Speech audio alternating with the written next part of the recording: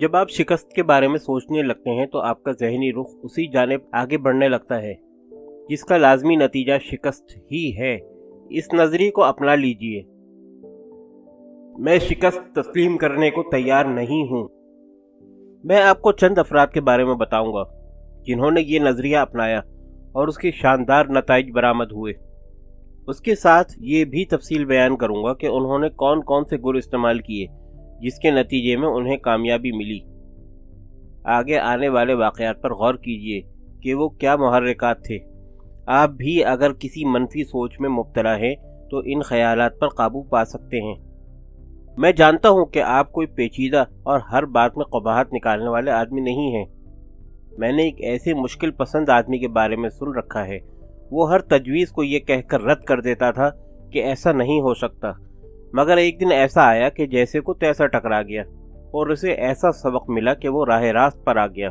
وہ یوں کہ اس کے فرم کے ڈائریکٹر کے سامنے ایک ایسا مسئلہ آن کھڑا ہوا جہاں کافی فائدے کی امید تھی، لیکن راہ میں چند رکاوٹیں کھڑی تھیں۔ یہاں ان کی نظر اسی مین میخ نکالنے والے شخص پر پڑی۔ ان لوگوں نے اسے بلایا اور بات چیت شروع ہوئی۔ تم کوئی راستہ نکالنے کے بجائے ہر معاملے میں کوئی نہ کوئی رکاوٹ اور مشکل لے کر کھڑے کیوں ہو جاتے ہو؟ ڈائریکٹر نے پوچھا۔ کیونکہ عقل مندی کا تقاضا یہی ہے کہ ہر سنگ راہ کو سامنے رکھا جائے اور ان پر غور کرنے کے بعد کوئی حل نکالا جائے۔ بلا سوچے سمجھے ہر معاملے میں کود پڑنا نقصان دہ ثابت ہو سکتا ہے، اور اس وقت جو مرحلہ درپیش ہے وہ کافی حوصلہ شکن ہے۔ ایک جہاندیدہ ڈائریکٹر کے چہرے پر گھمبیر مسکراہٹ نمودار ہوئی۔ صاحبزادے، میری ساری زندگی ان مشکلات پر قابو پانے میں ہی گزر گئی ہے۔ میں نے ایک دنیا دیکھی ہے اور میں جانتا ہوں کہ راستے میں آنے والے پتھروں کو کس طرح دور ہٹایا جا سکتا ہے۔ اگر تم جاننا چاہتے ہو کہ کس طرح، تو آؤ میں تمہیں بتاتا ہوں۔ اس نے جیب سے اپنا بٹوا نکالا اور ایک کارڈ سامنے رکھا جس پر چند الفاظ لکھے ہوئے تھے۔ یہ الفاظ پڑھو۔ میرا فارمولہ یہی ہے۔ میرے تجربات نے ثابت کیا ہے کہ یہ الفاظ بالکل سچے ہیں۔ کٹ حجتی شخص نے آگے گردن بڑھائی اور اس کے چہرے پر حیرت کے آثار نمودار ہوئے۔ اس نے وہ الفاظ پڑھنا شروع کیے۔ میں اللہ کی مدد سے ہر وہ کام سر انجام دے سکتا ہوں جس کی ذمہ داری مجھے سونپی جائے۔ ڈائریکٹر نے بڑے اعتماد سے کہا، میرا تجربہ اچھا خاصا ہے اور میں نے اپنی زندگی میں بے شمار مشکلات کا سامنا کیا ہے۔ ان الفاظ میں وہ طاقت ہے جو ہر مشکل کو ایک ٹھوکر میں دور کر سکتی ہے۔ ان باتوں کے بعد اس کٹ حجتی کے پاس کوئی چارہ نہ رہا کہ وہ یہ ذمہ داری قبول کرے، اور پھر اس نے بڑی خوبصورتی کے ساتھ اس معاملے کو نبھایا اور کمپنی کو جو امیدیں تھیں وہ پوری کر دکھائیں۔ بات بس اتنی سی ہے کہ کسی مشکل سے گھبرانا نہیں چاہیے۔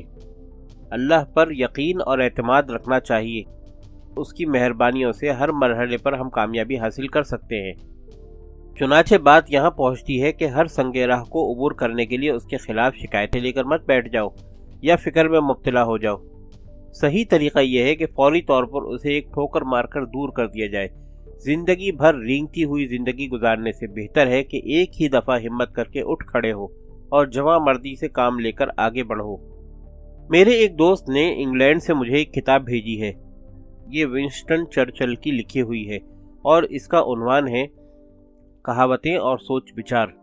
اس کتاب میں چرچل نے برطانوی جنرل ٹیوڈر، جو کہ برٹش 5th آرمی کا کمانڈر تھا، اس نے مارچ 1918 میں جرمنوں کے ایک زبردست حملے کا مقابلہ کیا تھا۔ تمام صورتحال اس کے خلاف تھی، مگر جنرل ایک باحوصلہ انسان تھا۔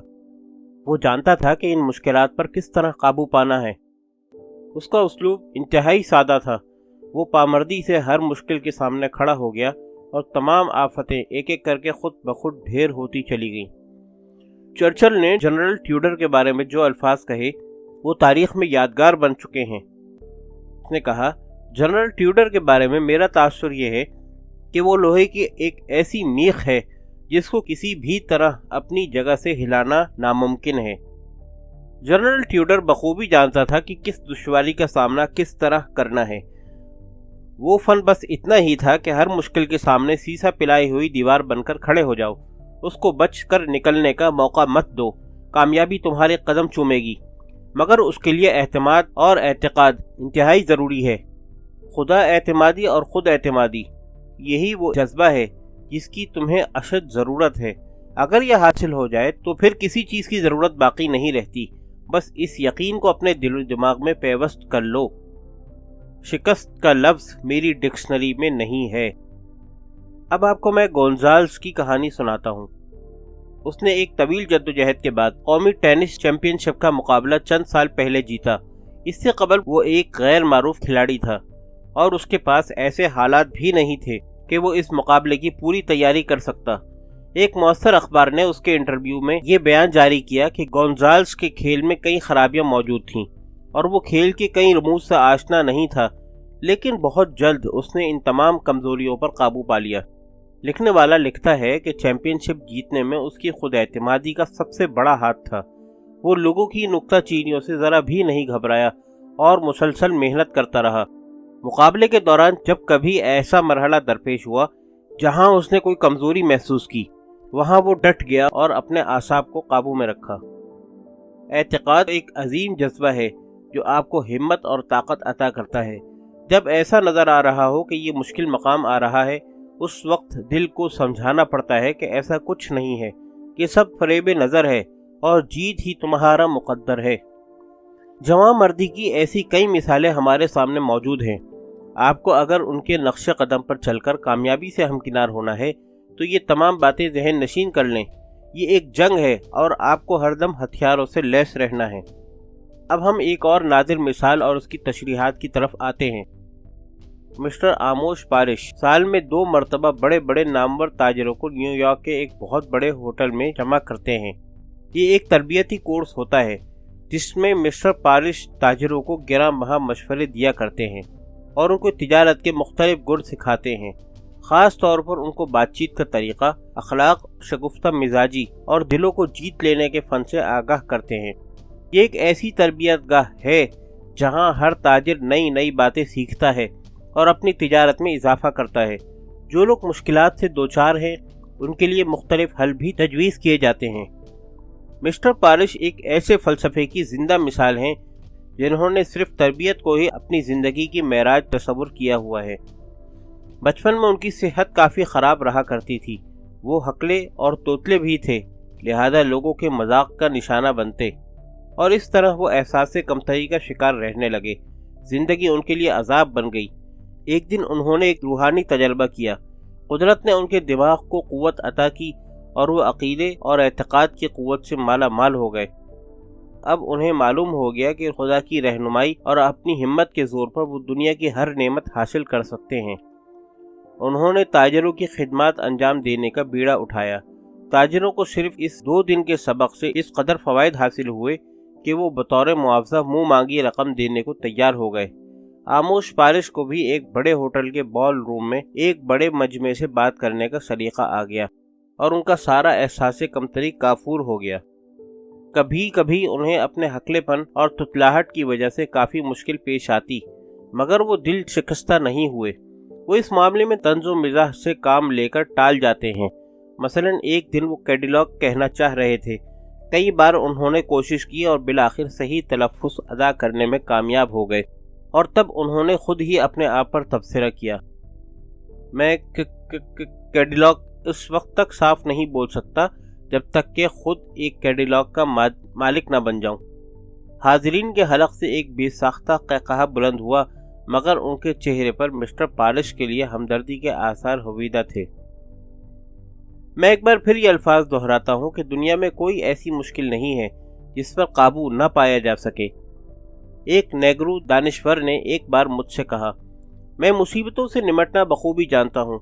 سب سے پہلے تو میں کوشش کرتا ہوں کہ اس کو ٹھوکر مار دوں، لیکن اگر ایسا نہ کر سکا تو تھوڑا سا فکر مند ہو جاتا ہوں اور اسے بھول جانے کی کوشش کرتا ہوں، اور اگر یہ بھی ممکن نہ ہوا تو میں اس کا فلسفیانہ حل تلاش کرتا ہوں، خدا سے مدد مانگتا ہوں اور اس مشکل پر قابو پا لیتا ہوں۔ اس باب کے آغاز میں ایک تاجر کا فارمولہ بیان کیا گیا ہے، وہ فارمولہ استعمال کیجئے۔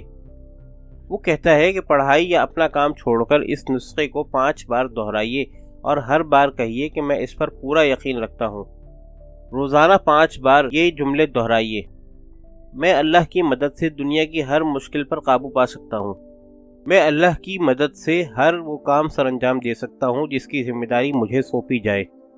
عین ممکن ہے آپ کے تحت الشعور میں یہ خیال ابھرے کہ تمہیں ان باتوں پر اعتقاد نہیں ہے، مگر یہ بھی یاد رکھیں کہ تحت الشعور محض ایک احساس اور خیال ہے، اور کبھی کبھی یہ دھوکہ بھی دے جاتا ہے۔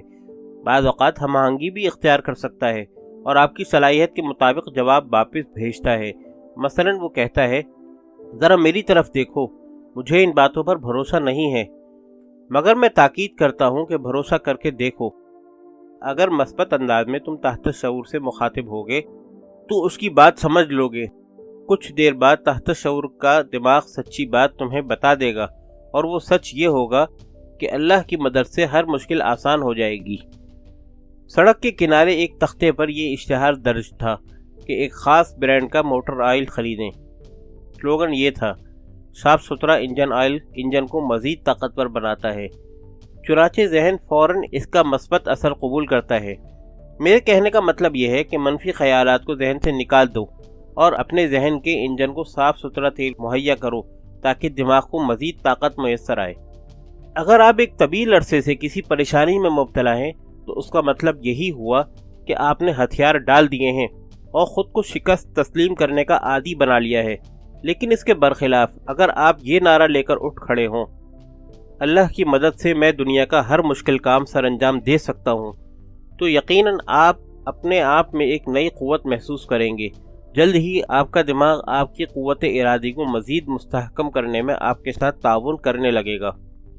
میں اکثر ایک شخص کے ساتھ گولف کھیلا کرتا تھا جو کہ نہ صرف یہ کہ ذہانت اور مہارت میں یکتا تھا بلکہ ایک دانشور بھی تھا۔ کھیل کے دوران وہ ایسے ایسے چٹکلے چھوڑتا کہ میں اس کی قابلیت اور صلاحیتوں سے مسحور ہو کر رہ جاتا۔ میں بال کو دبیز گھاس کے اوپر رکھ کر ہٹ لگایا کرتا تھا۔ ایک دن میں نے یوں ہی مذاق میں کہا، اب ذرا غور سے میری طرف دیکھو، اس جگہ سے بال کو ہٹ لگانا کوئی آسان بات نہیں ہے، کیا تم ایسا کر سکتے ہو؟ میرا دوست طنزیہ انداز میں مسکرایا اور کہا، کیا تم مجھے اتنا ہی نالائق سمجھتے ہو؟ میں نے مثبت سوچ کے بارے میں تمہاری کتاب پڑھی ہے، واقعی تم ایک سمجھدار آدمی ہو۔ میرے خیال میں تم وزاداری سے کام لے رہے ہو۔ بہرحال اس وقت ہم گولف کھیل رہے ہیں اور تم صرف کھیل کے بارے میں بات کرو۔ میں نے ذرا شرمندگی سے کہا، چلو ٹھیک ہے، اچھا یہ بتاؤ تم ایسا کیوں سمجھتے ہو کہ تم یہاں سے زیادہ بہتر ہٹ لگا سکتے ہو؟ اس نے سوال کیا۔ اس لیے کہ یہاں گھاس کی تراش خراش زیادہ بہتر ہے اور میری ضرب زیادہ زوردار ہو سکتی ہے۔ ہاں تم ٹھیک کہتے ہو، میں تو یوں ہی تمہیں ذرا آزما رہا تھا، واقعی تم اس کھیل کے ماہر ہو۔ اس نے تعریف کرتے ہوئے میری پیٹھ تھپکی اور ہم کھیل ختم کر کے گھر واپس آ گئے۔ اب میں ایک اور واقعے کی طرف آتا ہوں جس کا اس گولف والے واقعے سے کوئی تعلق نہیں۔ ایک صاحب نے مجھے خط بھیجا جس میں انہوں نے اپنے والد صاحب کی چند حرکات کے بارے میں لکھا۔ وہ کہتے ہیں کہ میرے والد صاحب ایک سفری سیلز مین ہیں، کبھی وہ فرنیچر فروخت کرتے ہیں اور کبھی ہارڈ ویئر کا سامان، کبھی چمڑے کی بنی ہوئی اشیاء۔ غرض یہ کہ اپنی پسند پر وہ اکثر سامان بدلتے رہتے ہیں۔ میں نے اپنی والدہ سے سنا کہ آخری بار جو چیز انہوں نے کاروبار کے لیے منتخب کی وہ اسٹیشنری کا سامان تھا۔ وہ کسی ایک انداز کے مال پر قائم نہیں رہتے تھے اور اپنی پسند بدلتے رہتے تھے، لہذا اپنے پیشے میں وہ زیادہ کامیاب نہیں رہے۔ ایک دن ان کے ایک ساتھی سیلز مین نے 3 جملوں پر مشتمل ایک دعا کا کاغذ ان کے حوالے کیا اور ہدایت کی کہ کسی بھی گاہک سے بات کرنے سے پہلے اس دعا کو پڑھ لیا کریں۔ والد صاحب نے اس مشورے پر عمل کیا اور اس کا نتیجہ انتہائی شاندار رہا۔ پہلے ہی ہفتے میں وہ 50% گاہکوں کو مال فروخت کرنے میں کامیاب رہے اور ہر ہفتے کاروبار میں اضافہ ہوتا چلا گیا۔ چند ہی ہفتوں میں وہ 95% تک جا پہنچے۔ بعد میں انہوں نے یہ دعا اپنے چند اور دوستوں کو بھی دی اور انہیں بھی کافی فائدہ پہنچا۔ وہ دعا یہ تھی، مجھے اقرار ہے کہ کوئی خدائی قوت میری رہنمائی کر رہی ہے۔ میں اقرار کرتا ہوں کہ میں ہمیشہ حق و صداقت کے راستے پر گامزن رہوں گا۔ میں اس بات پر مکمل یقین رکھتا ہوں کہ جہاں کہیں بھی کوئی مشکل پیش آئے گی اللہ میری مدد کرے گا۔ ایک چھوٹی سی فرم کے مالک کو پریشانیوں نے آ گھیرا۔ وہ جو بھی حل نکالنے کی تجویز کرتا اس میں اسے ناکامی کا سامنا کرنا پڑتا۔ ایک دن اسے احساس ہوا کہ اس کا طریقہ کار غلط ہے۔ اسے مزید تحقیق کرنی پڑے گی کہ اس کی ناکامی کی وجوہات کیا ہیں۔ جب اس نے مجھے اپنی کہانی سنائی تو میں سمجھ گیا کہ اس کو نفسیاتی علاج درکار ہے۔ میں نے ایک سمجھدار اور قابل آدمی جو مذہبی اور روحانی علوم کا ماہر بھی ہو اسے اپنی کمپنی میں ایک اچھے عہدے پر فائز کرنے کا مشورہ دیا۔ بہت جلد اس کے کاروبار میں تبدیلی پیدا ہونے لگی۔ ایک بڑا ہی عام اور سیدھا سادہ سا طریقہ کار اختیار کیا گیا۔ اس شخص نے لوہے کی تاروں کا بنا ہوا ایک ٹوکرا اپنی میز پر رکھ لیا جس میں بہت سے کارڈ چھپوا کر رکھ دیے گئے۔ ان کارڈز پر ایک ہی جملہ تحریر تھا: اللہ تمہاری مدد کے لیے ہر دم موجود ہے۔ ایک دو دن کے انتظار کے بعد اس مشکل کا کوئی نہ کوئی حل ضرور نکل آتا۔ میں آپ کو بھی مشورہ دوں گا کہ یہ آڈیو ختم ہونے سے قبل ایک جملہ ضرور میرے ساتھ دہرا دیجئے: مجھے شکست کسی حال میں بھی تسلیم نہیں۔ کہیے: مجھے شکست کسی حال میں بھی تسلیم نہیں۔ اس جملے کو مستقبل میں بھی دہراتے رہیے یہاں تک کہ آپ کے تحت شعور میں بیٹھ جائے۔